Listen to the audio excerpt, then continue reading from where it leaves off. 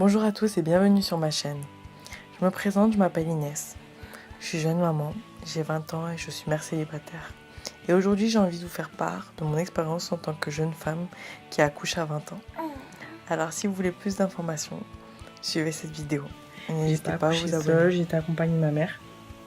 Ça s'est passé sur Paris, dans une maternité pas très loin de chez moi. Dans un hôpital directement, enfin, très connu pour ça.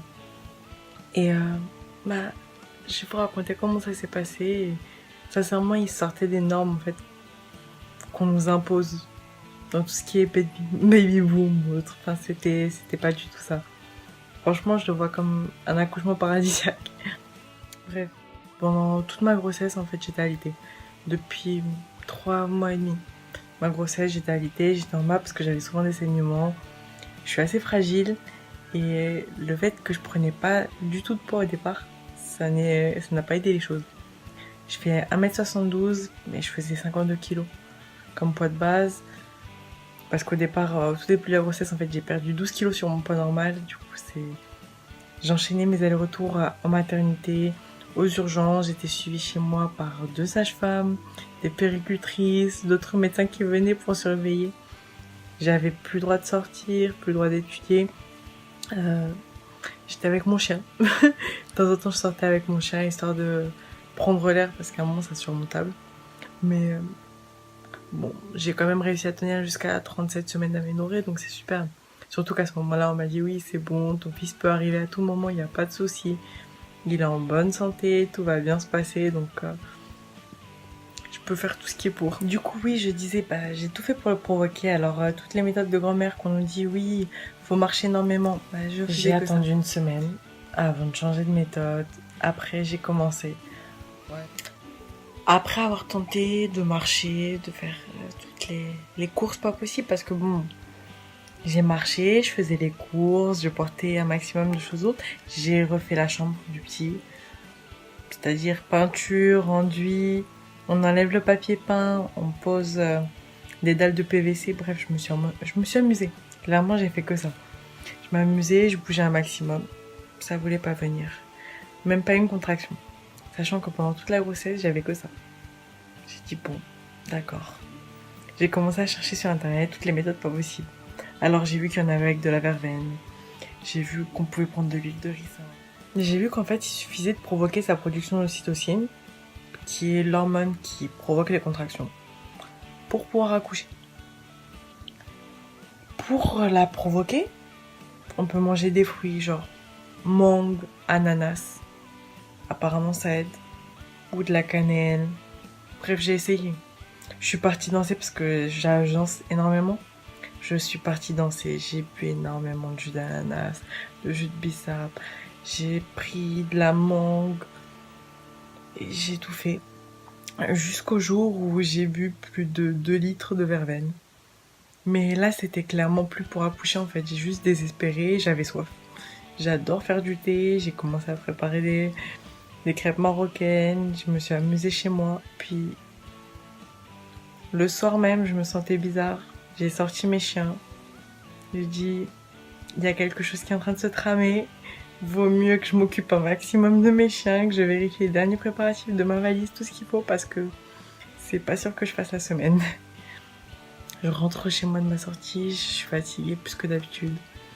J'ai une sorte de pression en fait au niveau de l'utérus. Genre, les douleurs de règles, ouais en fait, ouais c'est vraiment ça. Mais c'était pas des contractions. Puis, bon, il était tard, hein, il était 2h du matin. Je dors jamais, même là encore, il est 2h du matin quand je filme. Je rentre chez moi, je suis tranquille, je joue avec mes chiens, je m'allonge sur mon canapé. Puis d'un coup, je me suis endormie. Et je me réveille, il est 5h14 du matin. J'ai hyper mal. Genre, je tiens hyper bien la douleur, mais là, j'ai mal. J'ai dit, bon, ce sera pour aujourd'hui. C'est con parce que maman, elle a rendez-vous, donc elle va rater son rendez-vous. J'ai commencé à faire des crêpes. J'ai dit, c'est bon, je ne pars pas de chez moi tant que j'ai pas fini mes crêpes. Je veux mes crêpes, je veux les faire. Je veux ranger, je veux préparer les choses pour que ma mère soit tranquille. Je veux, moi, être tranquille quand je serai à l'hôpital. Bref, j'ai rigolé. Du coup, je suis sortie. J'ai sorti mes chiens, j'ai préparé mes crêpes, j'ai fait tout ce que j'avais à faire. J'ai attendu que ma mère se réveille. Quand ma mère s'est réveillée, j'ai vu que j'avais perdu le bouchon de queue. Pour celles qui savent pas, c'est un truc genre juste dégueulasse. J'avais perdu la majeure partie pendant ma grossesse. J'étais à 4 mois et demi. Quand j'avais perdu la majeure partie et que mon col était déjà un peu ouvert en extérieur. Mais là, j'en ai perdu sa totalité et je commençais à saigner. Du coup, là, je me suis inquiétée pour mon fils. J'ai dit, bon, là, je suis peut-être un peu obligée parce que j'avais comme plan de grossesse en fait de pas prendre la péridurale, de faire vraiment un accouchement à fond physio. Bref, j'avais pas peur d'avoir mal en fait. C'est vraiment pas ce qui me préoccupait. Puis bon, avec ma mère, on s'est préparé. J'ai pris une douche, ce que la plupart te déconseillent. Mais j'avoue que je me voyais pas vraiment partir comme ça en fait. J'ai pris ma douche, je me suis préparée, j'ai sorti mes chiens, j'ai fait ma vie. Arrivé à l'hôpital, on m'ausculte. Bah oui, apparemment, faut que j'accouche. J'ai dit ok, y a pas de souci. De toute façon, les contractions elles sont gérables. En fait, c'est pas les contractions qui me dérangeaient, c'est vraiment les positions qu'on te fait prendre à l'hôpital. Genre, le fait de devoir rester allongée dans une certaine position, ça me dérangeait parce qu'au moins chez moi, je pouvais à fond bouger. Je m'accroupissais, ça me faisait passer les douleurs. Je sentais rien en restant accroupie ou en marchant. Genre, j'avais 2 chiens à ce moment-là, un labrador, un chihuahua, j'ai sorti les 2 en même temps. Avec les contractions, il n'y avait pas de souci. Pourtant, arrivé à l'hôpital, on me dit que je suis ouverte à 4. Et ça se passait super bien.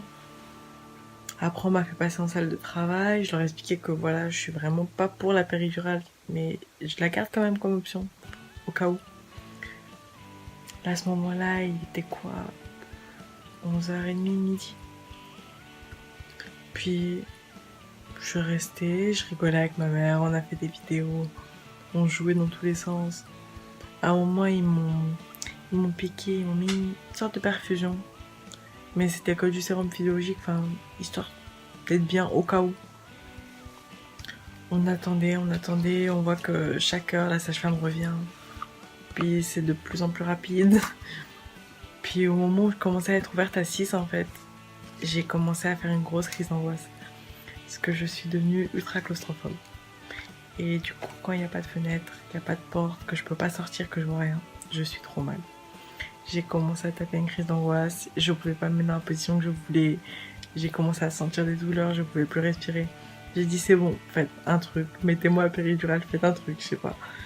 Quelque chose, mais que ça me calme. Après plus de 45 minutes, l'anesthésiste est venu. Comment dire que j'avais envie de le tuer. 45 minutes, j'étais mal. J'étais mal. Il arrive enfin. Il se trompe plus de 4 fois pour faire une simple péridurale. Pourtant, j'étais dans la bonne position, je bougeais même pas. Genre, je suis même pas la patiente chante.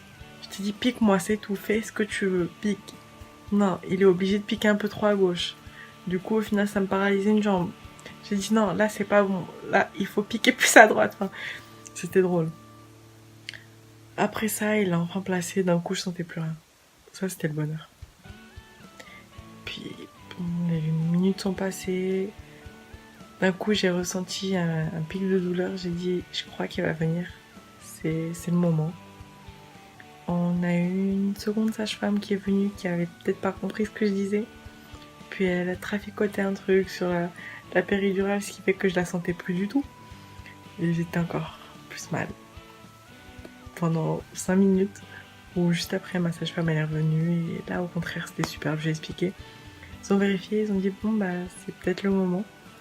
J'ai prévenu ma mère, je lui ai dit, bon, maman, tu vas fumer. Là, tu reviens juste après.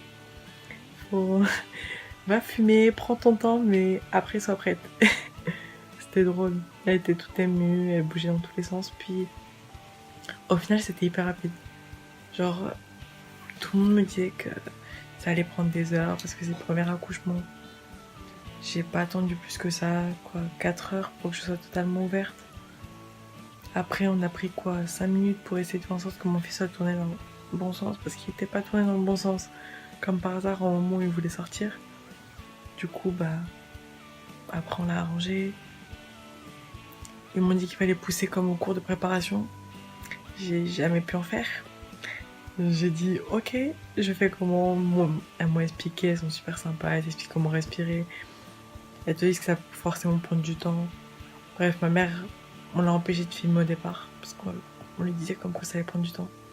Puis au final, c'était beaucoup plus rapide, donc elle a filmé, mon accouchement en 20 secondes. 20 secondes de poussée, c'est rapide, ça fait pas mal. Mon fils n'a pas pleuré. J'ai rien senti. Clairement, on m'a dit Inès, tu pousses. J'ai dit ok. J'ai poussé. On m'a dit tends les bras. J'ai pas compris.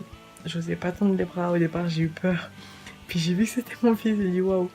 J'ai tendu les bras, je l'ai collé contre moi. Puis j'avais tout oublié en fait. Tout ce qu'il y avait autour, j'avais oublié. Ma mère a coupé le cordon. C'était super émouvant. Elle a commencé à pleurer. Il y avait il y avait mon père en appel vidéo, enfin en webcam. En même temps, c'était hyper drôle. Franchement, c'était un sketch. Quand je vois ma mère encore dans la vidéo, elle courait dans tous les sens. Elle est trop marrante. Puis mon fils n'a pas pleuré. Il a à peine couiné. Puis il cherchait directement mon sein. De toute façon, j'avais prévu de l'allaiter, j'avais prévu... En fait, je voulais tout faire vraiment en physio. C'est-à-dire l'allaiter au sein et continuer, jusqu'à maintenant.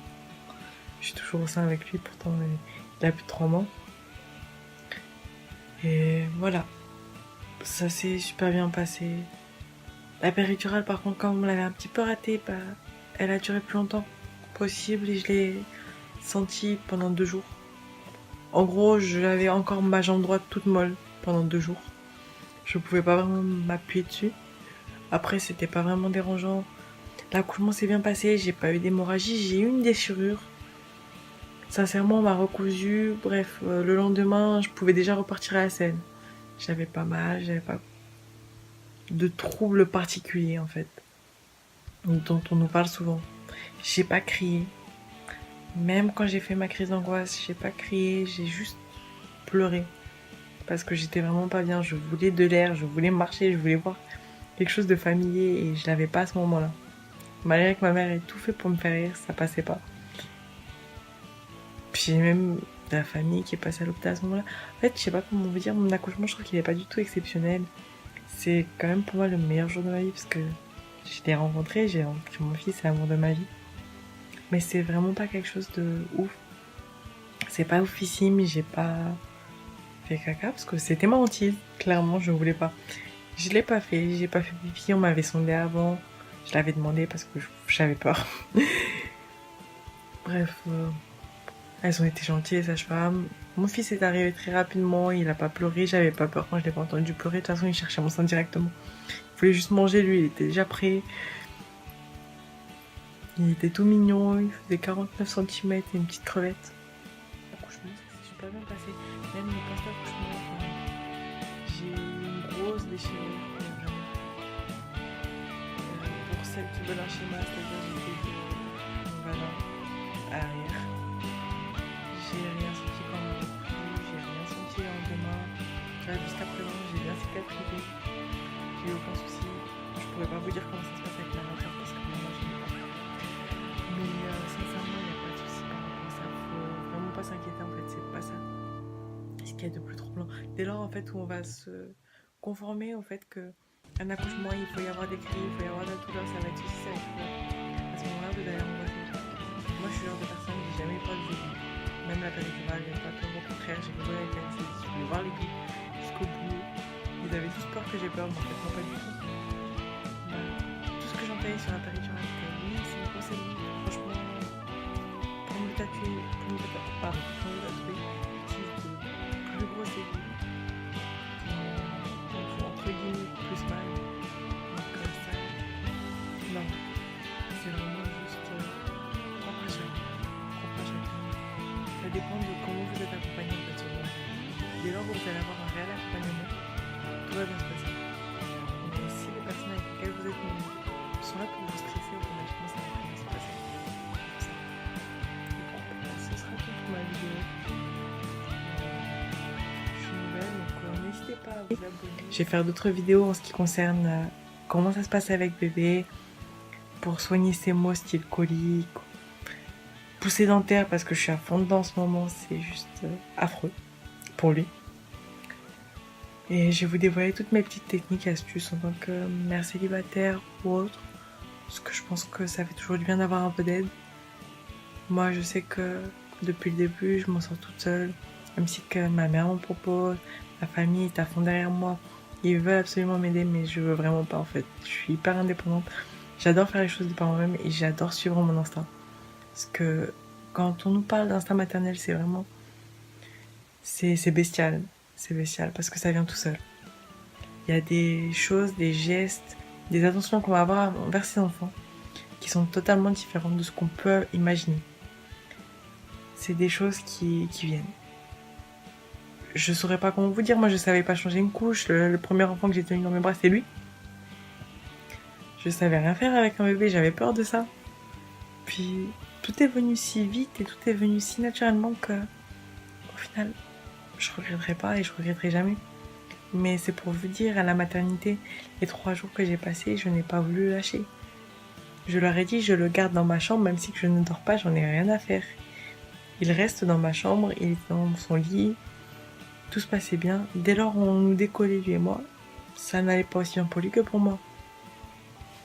Et jusqu'à présent, je suis chez moi avec lui, il est tout le temps avec moi.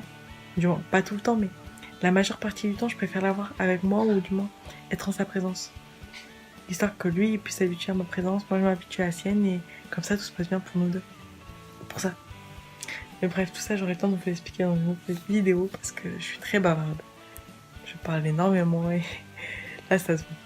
Bref, passez une bonne soirée ou bonne journée, tout dépend de l'heure à laquelle vous regardez cette vidéo. Excusez-moi pour la qualité de la vidéo et pour ma coupe. C'est-à-dire que c'est la fin de journée, je suis fatiguée. J'ai passé une dure journée avec lui. J'ai pas encore eu le temps de m'arranger.